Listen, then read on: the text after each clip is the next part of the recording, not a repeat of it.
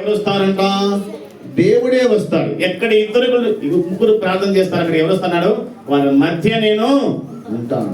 నువ్వు చెప్పండి, నువ్వు పిలిస్తే ఎమ్మెల్యే రాకపోవచ్చు, మీ ఊళ్ళో పెద్ద మనిషి కూడా రాకపోవచ్చు, కానీ ఎవరు వస్తారంట? సృష్టికర్త దేవుడే. నువ్వు మోకాల నుంచి ప్రార్థన చేస్తే ఆయనే దిగి వస్తాడు. ఎక్కడికంట? నీ మధ్యకే వస్తాను. ఈ భాగ్యం అందరికీ ఉందా? ఎవరికి ఉంది? ప్రార్థించే వాళ్ళకు మాత్రమే ఉంది. ఖచ్చితంగా దేవుడు ఎన్నిచ్చిన ఎందుకు రాడు, కానీ ఆయన వీక్నెస్ ఏమిటి? ప్రార్థిస్తే దగ్గరికి పరుగున వస్తాడు. దేవునికి మహిమ కలుగును గాక, ఏ స్తోత్రము కలుగును గాక. ఇంకో మాట మార్కు సువార్త 9:29.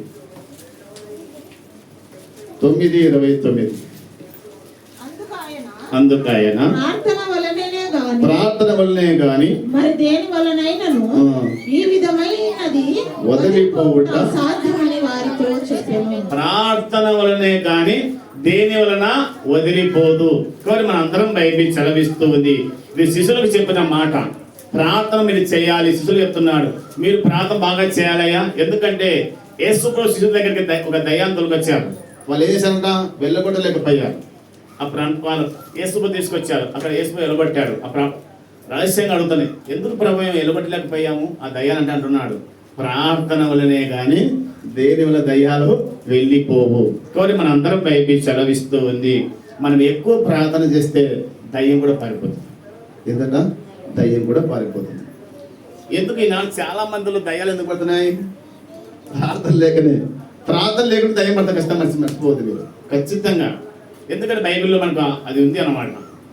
ఒక ఇల్లు ఊడ్చి అమర్చిన చూసి తనకన్నా చెడ్డ దయ్యం వచ్చి మనకు బైబిల్లో కనబడదు ఆ మాట. ప్రార్థించే వాళ్ళు ఖచ్చితంగా ప్రతిరోజు ప్రార్థిస్తూనే ఉండాలి. నువ్వు ప్రార్థన మానుకుంటే చాలా ఇబ్బంది పడతాం. కాబట్టి మనందరం బైబిల్ క్రైస్తవులు మనందరం కూడా ఎప్పుడు ప్రార్థన మానుకోకూడదు. మనం ఎప్పుడైతే ప్రార్థన మానుకుంటామో మనలో ఇద్దరే ఉంటారు. ఉంటే దేవుడన్నా ఉండాలి, లేకుంటే దైవం ఉండాలి. దేవుడు లేకుండా ఎవరు ఉంటారు? దయ్యం అంటే ఇప్పుడు నీళ్ళ దయ్యం ఉండకుండా ఏం చేయాలా? ప్రార్థన చేయాలి. దేవుడు దయ్యం లేకుండా ప్రార్థన చేయాలి. దేవుడు ఉండాలంటే ప్రార్థన చేయాలి. దయ్యం ఉన్నాడు ఏ ప్రార్థన అవసరం లేదు, ఏం అవసరం లేదు. కాబట్టి మనందరూ కూడా దయ్యాలు మన జోలికి రాకుండా ఉండాలన్నా, దయ్యం మన ఇంట్లోకి రాకుండా ఉండాలన్నా మనం ఏం చేయాలంట? ఖచ్చితంగా ప్రార్థన. దయ్యానికి, సాతానుకు, అపవాదికి మనం చోటియకుండా ఉండాలి అంటే ఖచ్చితంగా మనం అందరూ ఏం చేయాలా? ప్రార్థన చేయాలి. ఇంకో మనం చదువుకుందాం.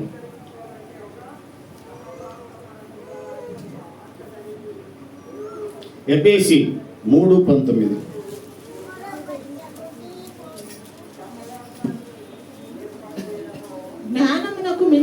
జ్ఞానమునకు మించిన క్రీస్తు ప్రేమను తెలుసుకొనుటకు తగిన శక్తి గల వారు కావాలని ప్రార్థించుచున్నాను.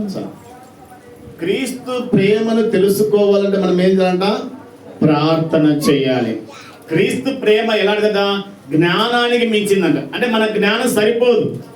దేవుని ప్రేమను తెలుసుకోవాలంటే మన జ్ఞానం సరిపోదు. మన జ్ఞానానికి మించిన ప్రేమ క్రీస్తు ప్రేమ. కాబట్టి మన క్రీస్తు ప్రేమ తెలుసుకోవడానికి శక్తిమంతులం కావాలా అంటే ఏం చేయాలా? ప్రార్థన చేయాలి. మన శక్తిమంతులం కావాలన్నా ప్రార్థన చేయాలి. దేవుని ప్రేమ తెలుసుకోవాలన్నా ప్రార్థన చేయాలి. ఈనాడు చాలా మంది కొందరు ప్రేమ లేదు, దేవుని నమ్ముకునే వాళ్ళు ఏముండదు. ప్రేమని అర్థం ఏమిటి? పొరుగువాడిని ప్రేమించుట కదా. ఇందువల్ల పొరుగువాడిని ప్రేమించడం. నిజంగా ప్రేమ ఈనాడు ఉందా? పొరుగువాడిని ప్రేమిస్తున్నామా? తోటి క్రైస్తవులు ప్రేమించలేదు, తోటి సేవకులు ప్రేమించలేదు. కారణం ఏమిటి? వాళ్ళు ఏం లేదు, ప్రేమ లేదు. బైబిల్ చదివిస్తోంది, ప్రేమ లేని వాడు వ్యర్థుడు. ఏమంట? వ్యర్థుడు అని కొరింథీ 13 మనకు కనబడతాయి. ఏమన్నా? ప్రేమ లేని వాడు వ్యర్థుడు. ఖచ్చితంగా మన అందరం బైబిల్ చదివిస్తూ ఉంది. యేసు ప్రభు లోకంలో బైబిల్ అంటాడు, మన రోమి ఆసుపత్రికల్లో ఏమంటాడు?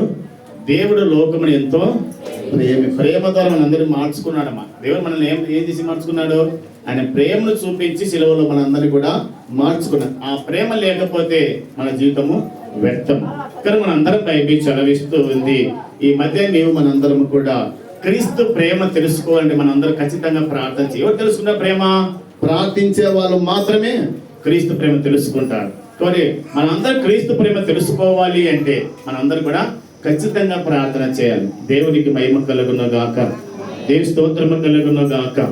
10 ఆజ్ఞలలో ఎన్నికైనది దేవుని పోలిక కలిగి ఉన్నది. 10 ఆజ్ఞలలో ఎన్నికైనది దేవుని పోలిక కలిగి ఉన్నది. నిన్ను వలె నీ పొరుగువానిని ప్రేమించాలని యేసు పలికినది. నిన్ను వలె నీ పొరుగువానిని ప్రేమించాలని యేసు పలికినది. ప్రేమేరా శాశ్వతమైనది, ప్రేమేరా సంపూర్ణమైనది, ప్రేమేరా శాశ్వతమైనది, ప్రేమేరా సంపూర్ణమైనది. ప్రేమ లేని మన జీవితాలలో భక్తి ముక్తి వ్యర్థం వ్యర్థం. ప్రేమ లేని మన జీవితాలలో భక్తి ముక్తి వ్యర్థం వ్యర్థం. అంటే ప్రేముంటే కలిసి నడవన సంతోషం సంతోషం. ప్రేమ లేని మన జీవితాలు వ్యర్థం వ్యర్థం. ప్రేమ లేని మన జీవితాలు వ్యర్థం వ్యర్థం. హల్లెలూయా. దేవునికి మహిమ కలుగును. ప్రేమ అంటే ముందు మనం ప్రేమించాలో వాళ్ళు ప్రేమించాలా చెప్పాలి. యేసుప్రభు మనం ముందు ప్రేమించాం, మనం ఆయన ప్రేమించినాము. చూడండి 1 యోహాను సువార్త మనకు కనబడుతున్నమాట. ప్రేమ అనగా ముందు మనం ప్రేమించాలా ఎదుటి వారి ప్రేమించాలా? 1 యోహాను 4వ అధ్యాయం 10వ వచనం. మనము దేవుని ప్రేమించితమని కాదు, తానే మనల్ని ప్రేమించి పాపములకు ప్రాయశ్చిత్తమై ఉండుటకు తన కుమారుని పంపెను. ఇందులో ప్రేమ ఉన్నది. ఇప్పుడు చెప్పండి, మనం ప్రేమించాలా వాళ్ళ ముందు ప్రేమించాలా? మనమే ముందు మన దేవుని ప్రేమించక ముందే దేవుడు మనల్ని ఏం చేశాడు? అంటే మనం పాపలుగా ఉన్నప్పుడే ఆయన మనల్ని ఏం చేశాడు? ప్రేమించాడు. అంటే నేను ఆయన ప్రేమించాను, నాకు అస్సలు సరిపోదు, నాకు అస్సలు సరిపోదు. మనం ఆలోచించాలి. ఖచ్చితంగా మన అందరిలో ఏముండాలి? ప్రేమ ఉండాలి. ప్రేమ లేకపోతే మన జీవితము వ్యర్థం. ఎందుకంటే యేసు ప్రభు ప్రేమై ఉన్నాడు. ఆయన ఎవరంట? ప్రేమ స్వరూపి అని అక్కడ రాయబడింది. ఏమంట? ప్రేమ స్వరూపి. మరి మన అందరం బైబిల్ చదివిస్తూ ఉంది. ప్రేమ అనగా ముందు వాళ్ళు ప్రేమించేది కాదు, ముందే మనమే ప్రేమించాలి. వాళ్ళు వందలు పెట్టలే, నేను పెట్టలేపా. ముందు మనం పెట్టాలి, వాళ్ళు పెట్టాలా? మనమే పెట్టాలి. యేసు ప్రభు ఎలాగైతే ముందు మనం ప్రేమించాడో ముందు మనం పెట్టేది నేర్చుకుంటే అందులో పెట్టాలి. కాబట్టి మన అందరం ఇది ప్రేమ, ఇందులో ప్రేమ ఉన్నది. కాబట్టి మనం ముందుగా మనం ప్రేమించేది నేర్చుకోవాలి. ఇంకో మనం చదువుకుందాం.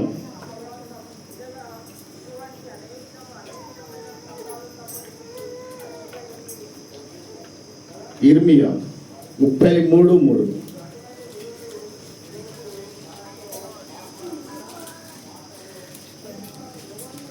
ఇర్మియా, నాకు మొరపెట్టుము, నేను నీకు ఉత్తరమిచ్చెదను. నీవు గ్రహించలేని గొప్ప సంగతులను, గూఢమైన సంగతులను నీకు తెలియజేతును. నాకు మొరపెట్టుమని నీకు ఉత్తరం అంటే జవాబు ఇస్తాను. మొరపెడితే జవాబు ఇస్తాను. ఎలాంటి జవాబు అంట? గూఢమైన సంగతులు, అంటే నీకు అర్థము కాని సంగతులు కూడా నేను నీకు తెలియజేస్తాను. ఈనాడు చాలా మొరపెడితే నీకు జవాబు వచ్చేది. ఏమ్మా, మనం మొరపెడితే జవాబు వచ్చేది. అడిగితే దేవుడు ఏమన్నాడు? అడగండి మీకు అడుగుని మీకు ఇవ్వండి. అడగకుండా ఇవ్వాలబ్బా. మేము ఎప్పుడు అడగండి? అడుగుతాం. అడగకుండా ఇచ్చే బాగుంటుంది. అంతే. అడగాల వద్దా? అడగండి అమ్మేరకు పెడదట ఒక మాట. కానీ మనం అందరం భయపేసి అడగాలి దేవుని. అందుకే అంటే మొరపెట్టి నీకు నేను ఉత్తరం ఇచ్చేదను. కానీ మనం అందరం భయపేసి మన దేవుని ఎప్పుడు కూడా మనం అందరం కూడా దేవుని అడగాలి. బైబిల్ సెలవిస్తూ ఉంది. మన అందరం కూడా దేవుని అడిగేది నేర్చుకోవాలి. కొన్ని మన అందరం కూడా అడిగితే వారికి అందరికి దేవుని ఇస్తాడా? ఉత్తరం జవాబు ఇస్తాడ. నువ్వు అడగకపోతే ఆయన ఏమి నీకు ఇవ్వడానికి వీల్లేదు. కొన్ని మన అందరం జవాబు పొందుకోవడం పెట్టరు. మన దేవుని అడగాల, అడగాల, అడిగేది నేర్చుకోవాలి. దేవునికి మహిమ కలుగును గాక, స్తోత్రము కలుగును గాక. ఇంకో మాట చదువుకుందాం. యోవేలు 2వ అధ్యాయం 31 వచనం. 2:31. యెహోవా యొక్క భయంకరమైన ఈ మహాదినం రాకముందు సూర్యుడు తేజోహీనుడగును, ఉమ్. చంద్రుడు రక్తవర్ణమగును. చూద్దాం. యెహోవా సెలవిచ్చినట్లు ఉమ్. సీయోను కొండ మీదను ఉమ్. యెరూషలేములోను తప్పించుకొని వారందరూ ఉమ్. శేషించిన వారిలో ఉమ్. యెహోవా పిలుచు వారు కనబడుదురు. ఉమ్. ఆ దినమున యెహోవా నామమును బట్టి ఆయనకు ప్రార్థన చేయు వారందరూ రక్షింపబడుదురు. యెహోవా మా భయంకరమైన మహాదినము తప్పించుకోవాలి అంటే మనం ఏం చేయాలంట? ప్రార్థన చేయాలి. ఏం చేయాలమ్మా? ఆ భయంకరమైన దినాన్ని తప్పించుకోవాలి అంటే మనమందరం ఏం చేయాలా? ప్రార్థన చేయాలి. మరి మనందరం బైబిల్ చదివి తప్పించబడాలి అంటే ప్రార్థనే. ఏం చేయాలమ్మా? తప్పించబడాలి అంటే ప్రార్థనే. ఆ భయంకరమైన దినం కూడా మనందరం బైబిల్ సెలవిస్తూ ఉంది. అందుకే అంటాడు ఆ భయంకరమైన మహాదినం తప్పించుకోవాలంటే మనందరం కూడా అది రక్షించబడాలి అని మనందరం కూడా ప్రార్థన చేయాలి. కొన్ని మధ్యాహ్నం మనందరం తప్పించబడాలి. మనందరం కూడా ఆ భయంకర దినం తప్పించబడాలి. తప్పించబడి మనందరం ఏం చేయాలన్నా? ప్రభుని అందుకోవాలి. కొన్ని మనందరం కూడా ఆ దినం నీ మీదకి రాకుండా ఉండాలి. అకస్మాత్తుగా నీ మీదకి రాకుండా ఉండాలి అంటే నువ్వు ఖచ్చితంగా ఇప్పుడు ఏం చేయాలా? ప్రార్థన. ఇప్పుడు చేసే ప్రార్థన అప్పుడు ఏం చేస్తుంది? నిన్ను రక్షిస్తుంది. ఇప్పుడు ఎందుకు ప్రార్థన? మనందరం ఇప్పుడు ఎందుకు ప్రార్థన చేయాలా? అప్పుడు రక్షించబడాలంటే ఇప్పుడు ఏం చేయాలా? ప్రార్థన చేయాలి. కోరి మనందరం కూడా అప్పుడు రక్షణ కొరకు మనం ఇప్పుడు ఏం చేయాలా? ప్రార్థన చేద్దాం. దేవునికి మహిమ కలుగును గాక, దేవుని స్తోత్రము కలుగును గాక. హల్లెలూయా. ఆ భయంకర దినం ఎలా ఉంటుందంట? ఏమ్మా ఆ భయం ఎలా ఉంటుంది? ఆ భయం ఎలా ఉంటుందంటే బైబిల్ ఉంటుంది. సూర్యుడు నలుపై రోజు, చంద్రుడు ఎరుపై రోజు. సూర్యుడు నలుపై రోజు, చంద్రుడు ఎరుపై రోజు. కోపాగ్ని రగిలే రోజు, ఇక్కులే దారితే రోజు. కోపాగ్ని రగిలే రోజు, ఇక్కులే దారితే రోజు. ఆ రోజు శ్రమ నుండి తప్పించే నాథుడు లేడు. ఆ రోజు శ్రమ నుండి తప్పించే నాథుడు లేడు. అదే ఆ రోజు యేసయ్య ఉగ్రత రోజు, ఏడేళ్ళ శ్రమల రోజు. పాపులంతా ఎత్తే రోజు, అయ్యో పాపులంతా ఎత్తే రోజు.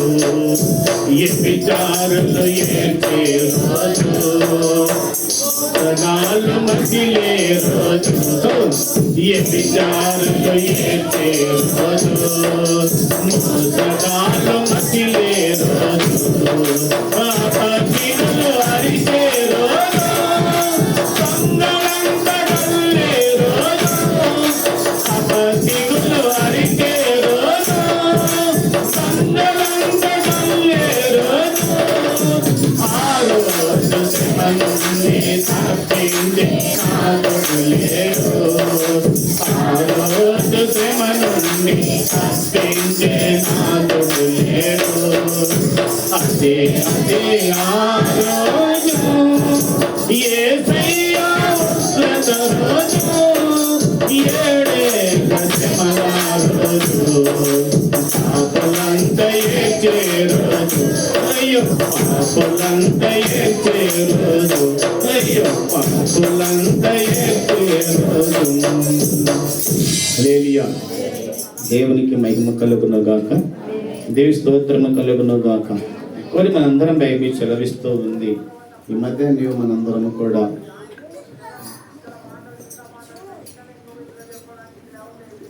మనమందరం కూడా ప్రార్థన ఎందుకు చేయాలి? మీకు కొన్ని చెప్పాను కదా. ఎందుకు చేయాలి ప్రార్థన? ఒకటి ఏమో మతికుందా? ఏ చెడు కార్యము చేయకుండా ఉండాలి అంటే ప్రార్థన. రెండోదిగా సోదరుల ప్రవేశంగా ఉండాలంటే ప్రార్థన చేయాలి. మూడోదిగా తొట్టిల్లకుండా ఉండాలని ప్రార్థన చేయాలి. నాలుగోదిగా అంటే బంధకాలు విడిపించబడాలంటే ప్రార్థన చేయాలి. ఇంకా చెప్పాలి. మరణం మన కిటికీలు ఎక్కకుండా ఎవరిని పిల్లలు పాడు చేయకుండా ఉండాలి అంటే ప్రార్థన చేయండి. ఆ మహా భయంకరమైన దినాల నుంచి తప్పించబడాలి అంటే మనం ఏం చేయాలా? ప్రార్థన చేయాలి. కాబట్టి మనం అందరం బైబిల్ చదివిస్తూ తొట్టిల్లకుండా ఉన్న ప్రార్థన, ఇవన్నీ ప్రార్థన ద్వారా సమస్తము సాధ్యమవుతుంది. చూడండి, నువ్వే పెద్ద పని చేస్తావు, ప్రార్థన చేయాలంతే. నువ్వు ఏ ప్రార్థన చేయకపోయినా మౌనంగా దేవుని కూర్చోసాను, ఆయన కనిపెట్టు, దేవుడితో మాట్లాడతాను. కాబట్టి మన అందరం బైబిల్ చదివిస్తుంది. నాకు ప్రార్థన రాదయ్యా, మౌనం కూర్చోసాను, ప్రభా నాతో మాట్లాడు, అంతే. అది కూడా వస్తుంది కదా, ఏం మదన వస్తుంది కదా, ప్రభా నాతో మాట్లాడు సార్, మౌనంగా అంతే, కళ్ళు మూసుకొని ఆయన కళ్ళు కూర్చోండి. ఇది చాలు. ఒక గంట దేవుడితో గడపండి. దేవుడు మళ్ళీ ఇప్పుడు మనం ఏం చదువుకున్నామో అవన్నీ కూడా మనకు రాకుండా చేయడం దేవుడు శక్తివంతుడు, సాలిన దేవుడు. దేవునికి మహిమ కలుగును గాక, దేవుని స్తోత్రము కలుగును గాక. కాబట్టి మనందరం బైబిల్ చదివిస్తూ ఉంది. ఈ మధ్యాహ్నం మనందరం కూడా ప్రార్థన ఖచ్చితంగా చేద్దాం. కనీసం రోజు ఒక గంట చేస్తామన్నా చేద్దాం. ఈ రోజు నుంచే, ఇక్కడి నుంచి ఇక మనం సంబంధం లేదు. పాత జీవితము పాతది గత, కొత్తది మనకు కావాలి. కాబట్టి కనీసైనా మనం తప్పించబడాలి, రక్షించబడాలి, తొట్టిల్లకుండా ఉండాలి, ఆ భయంకరమైన దీన్ని తప్పించబడాలి అన్నా కదా, చెడు నుంచి విడిపించబడాలన్నా, బంధకాలు విడిపించబడాలన్నా, జీవితాలు మారాలన్నా, బ్రతుకులు మారాలన్నా, అన్నిటికీ కారణం ప్రార్థన కనుక ఈ ప్రార్థన మీరు మర్చిపోవద్దు, ఎప్పటికీ మర్చిపోవద్దు. మీరు ఏం చేయకపోయినా మొట్టమొదటి ప్రార్థన చేయండి. దేవుడే ప్రార్థన ద్వారా మన జీవితాలను చక్కగా చేసి తన పరలోక రాజ్యానికి సిద్ధపరుస్తారు. దేవునికి మహిమ కలుగును గాక, దేవుని స్తోత్రము కలుగును గాక. హల్లెలూయా. దేవుని కొద్ది మనం దీవించును గాక. సమయంలో కానుకలు పాట